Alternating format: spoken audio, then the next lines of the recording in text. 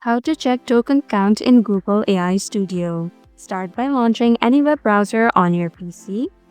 In the search bar at the top, type in Google AI Studio. Then hit enter. Click on the first search result, which should lead you to the official Google AI Studio page. Make sure you're signed in with your Google account to access all features.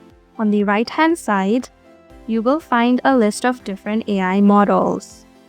Each model has its own token limit, which refers to the maximum length of input and output, including text, images, and videos, the model can handle in a single conversation.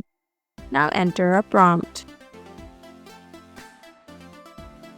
Click on Run.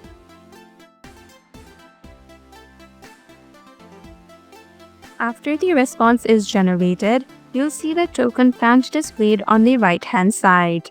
To start fresh and reset the token count, simply click on Clear Chat button located at the top right corner. Tap on Continue. And that's it.